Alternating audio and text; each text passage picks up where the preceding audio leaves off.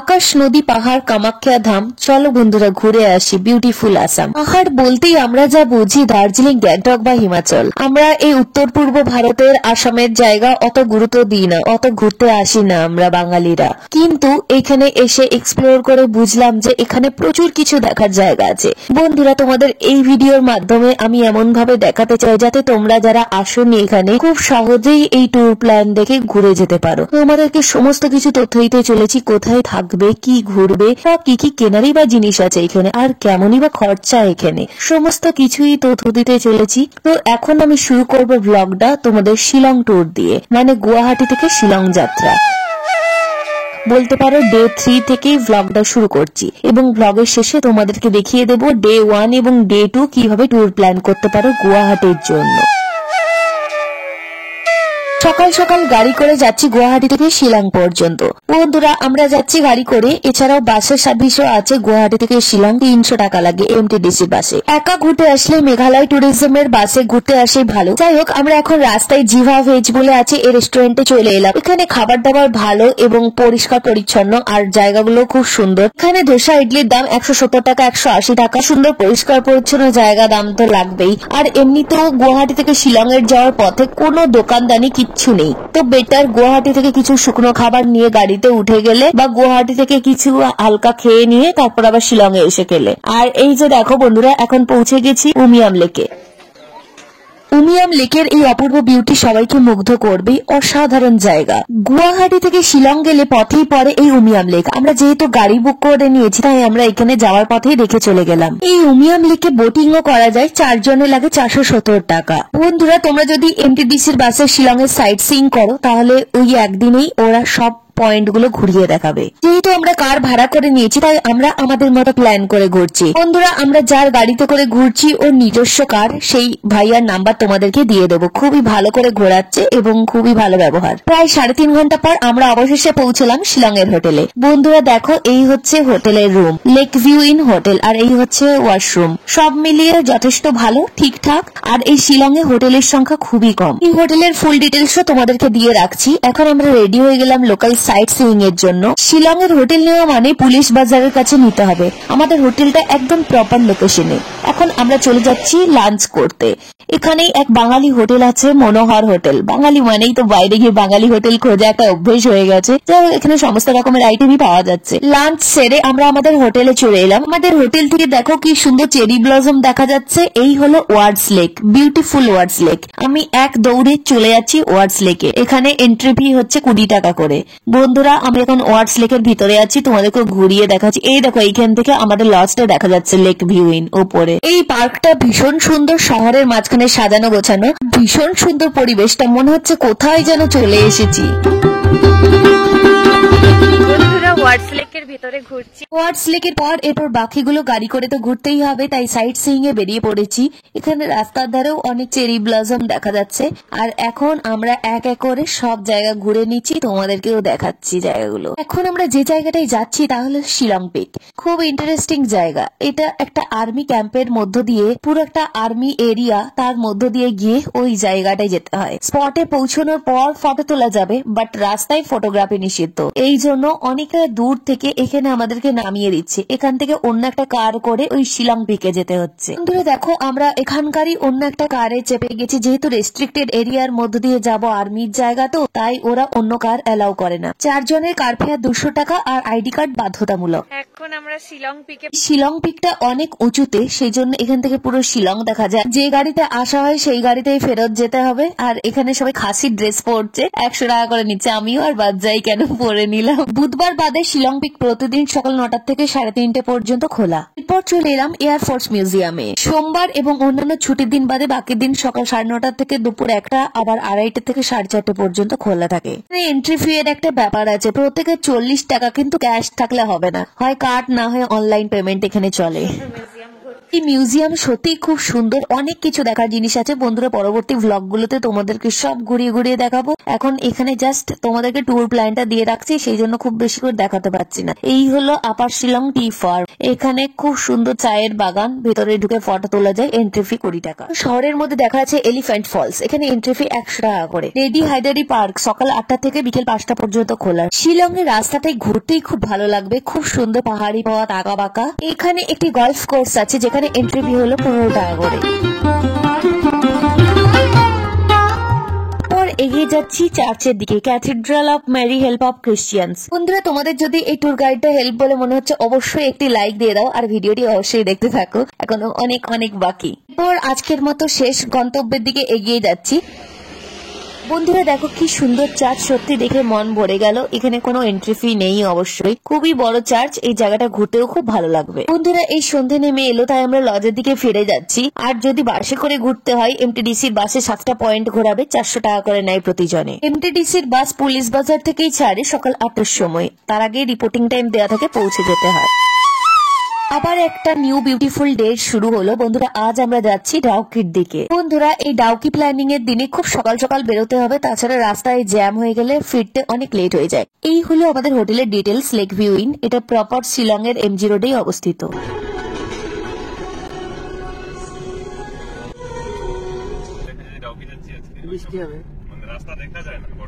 বাবা এখানের পথটা ভীষণ সুন্দর, দেখো বন্ধুরা পুরো অন্যরকম লাগছে। যে পঙ্কজদার গাড়িতে করে ঘুরছি তোমাদের ডিটেলসটা এখানে শেয়ার করলাম, আরো ডেসক্রিপশন বক্সে দিয়ে রাখছি। খুব রিজনেবল প্রাইসে এবং খুব ফ্রেন্ডলি ভাবে ঘুরিয়ে দিচ্ছে সব জায়গা। পঙ্কজদাই গাইডের কাজ করে দিচ্ছে, বিভিন্ন রকম তথ্য আমাদেরকে দিচ্ছে। বন্ধুরা দেখো এই সামনে দোকান, এখানে খাসিদের যে চাটা বানানো হয় সেটা একদমই খাওয়া যায় না। এখানে যদি তোমাদেরকে চা খেতেই হয় নিতান্তই, তাহলে মেশিনে বানানো চা অবশ্যই খাবে। এবার দেখো বন্ধুরা সাইডের বিউটিটা কত সুন্দর। এখানে যেতে যেতে এই পয়েন্টটা পড়বে যেখান থেকে ভিউটা অপূর্ব।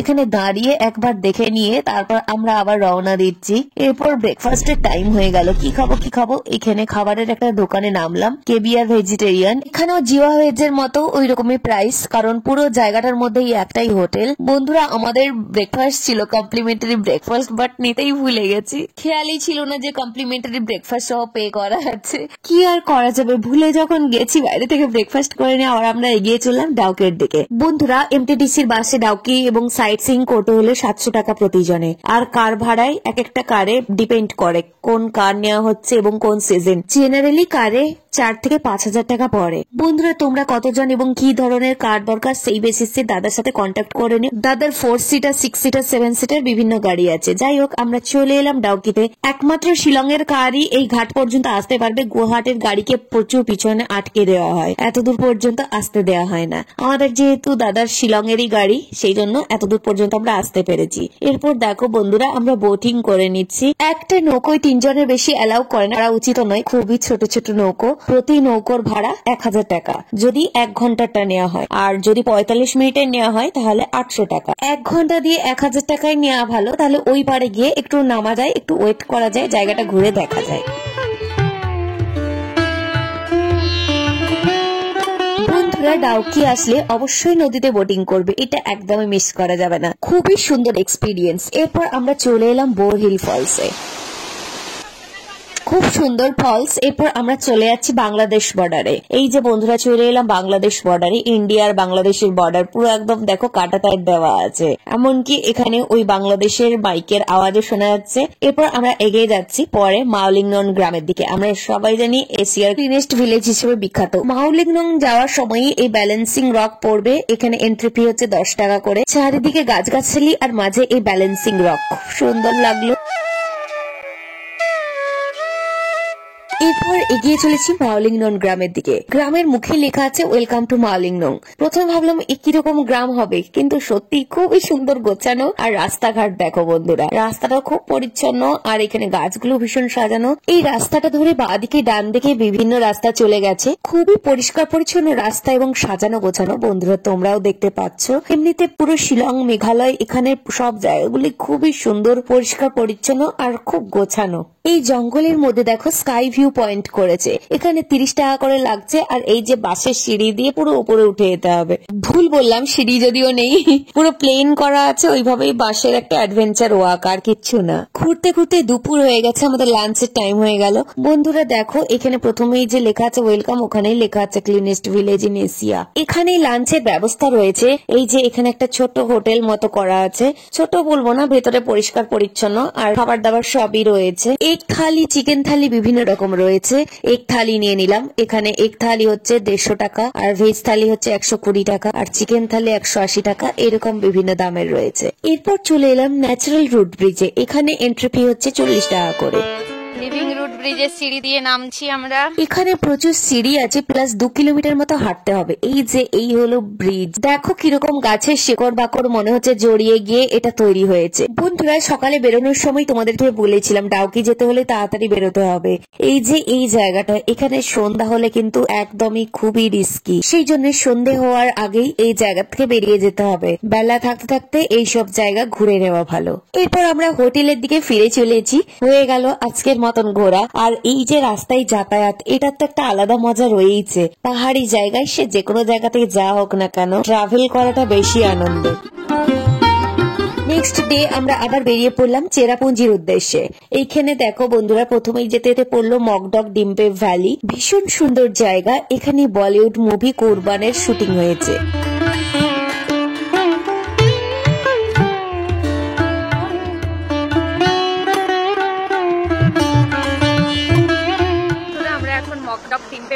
চেরাপুঞ্জি যাওয়ার পথে এটাই ফার্স্ট স্পট। এরপর আমরা যাচ্ছি পরের স্পটে। এখানে প্রচুর ওয়াটারফলস আছে। চেরাপুঞ্জি মানেই ওয়াটারফলস। এই যে আমরা চলে এলাম এখন ওয়াকাবা ওয়াটারফলসে। জায়গাটা ভারী সুন্দর, চারপাশটাই ভীষণ সুন্দর লাগছে, পাহাড়ে ঘেরা আর মাঝখানে ওয়াটারফলস। এই ওয়াটারফলসে যদি ট্রেকিং করতে চাও সেটাও উপায় আছে, একদম নিচ পর্যন্ত যাওয়া যায়। এটা হচ্ছে জাস্ট ভিউ পয়েন্ট, ওপর থেকে দেখা যাচ্ছে ওয়াটারফলসটাকে। এরপর আমরা চলে এলাম এখানকারই এক রামকৃষ্ণ মিশনে। দেখো বাচ্চারা এখানে স্কুল করছে, প্রেয়ার করছে, আর এরই ওপরে হচ্ছে মিউজিয়াম। গারো খাসি উপজাতিদের জীবনযাত্রা কেমন, বা তারা কেমন অলংকার ব্যবহার করে, এখানকার পাহাড়ি জায়গা কেমন, বিভিন্ন রকম মিনি সংস্করণ এখানে রাখা আছে। এই যে দেখো বিভিন্ন রকম মডেল করা আছে, বিভিন্ন জুয়েলারি রাখা আছে। তবে এখানে ভেতরে ভিডিওগ্রাফি নিষিদ্ধ, তাই আমি বেশিক্ষণ তুলতে পারলাম না, বেরিয়ে চলে এলাম। এবারে আমরা পৌঁছে গেলাম নৌকালিকাই ওয়াটারফলসে। এই বিউটিটা জাস্ট অসাধারণ, চারিদিকে পাহাড়ে ঘেরা, আর এখানে এমনি ওয়াটারফলস। কি অপূর্ব যে লাগছে, সত্যি দারুণ সিনারি। এখানে এন্ট্রি ফি 50 টাকা করে।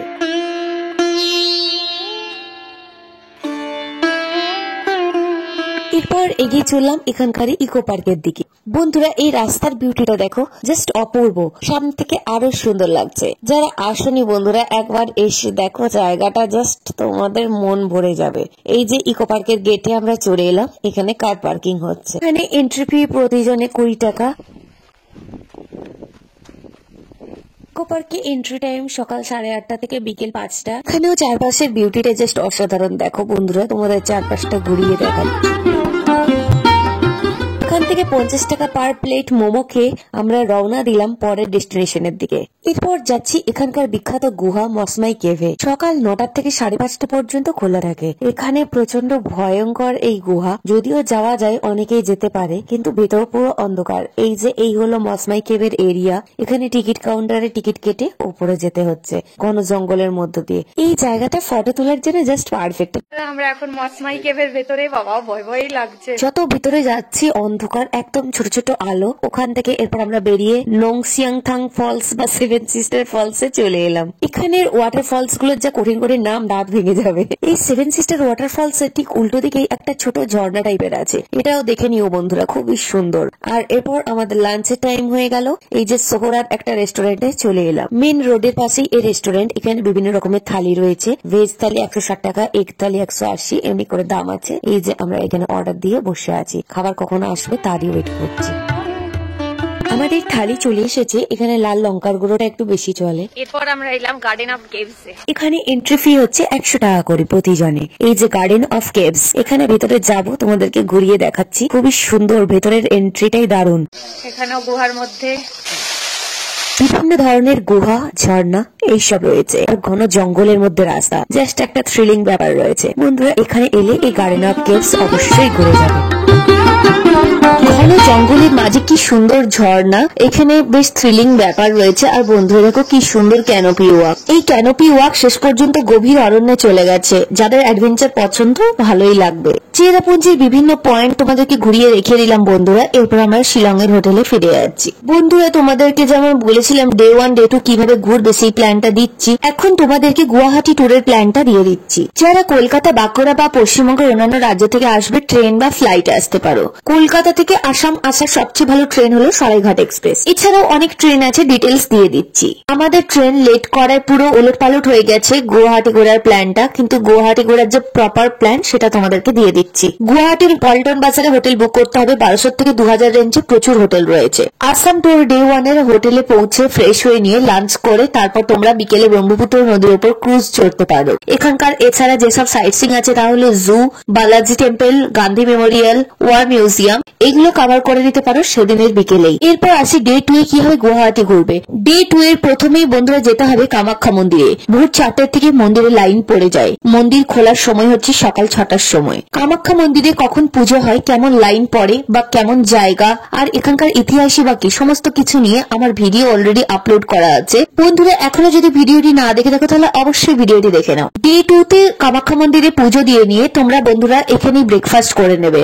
কামাখ্যা মন্দিরের বাইরে প্রচুর দোকান রয়েছে, ওগুলো পুজো দিয়ে বেরোতে বেরোতে ওখানে দোকান খুলে যায়। কামাখ্যা মন্দিরে পুজো শেষ, ব্রেকফাস্ট শেষ করে সোজা চলে আসবে এই জায়গায় বন্ধুরা। ব্রহ্মপুত্র নদীর ওপর রোপওয়ে আছে। এখানে রোপওয়েতে করে পিকক আইল্যান্ডে উমানন্দ মন্দিরে যাওয়া যায়। বন্ধুরা এই ভিউটি খুবই সুন্দর লাগবে, এটা একদমই মিস করো না। এরপর আবার চলে এলাম বন্ধুরা ডে 6 এ। তোমাদেরকে পুরো ট্যুর প্ল্যানটা দেখিয়ে দিলাম, কিভাবে শিলং এ ট্যুর প্ল্যান করবে, কিভাবে গুয়াহাটি ট্যুর প্ল্যান করবে। আর যদি কোনো কোয়ারিজ থাকে বন্ধুরা অবশ্যই কমেন্ট বক্সে জিজ্ঞাসা করো, তাহলে আমি উত্তর দেওয়ার চেষ্টা করব। আর এই যে আমরা এখন শিলং এয়ারপোর্টে প্লেনের মধ্যে চেপে গেছি। আর কি ব্যাক টু কলকাতা হয়ে গেল। এবারের মতো ট্যুর খতম। আবার আসছি খুব তাড়াতাড়ি। দেখা হচ্ছে বন্ধুরা অন্যদিন অন্য কোনো জায়গায়। সবাই খুব ভালো থেকো বন্ধুরা, অনেক অনেক ভালোবাসা। আবার আসছি, আবার দেখা হচ্ছে।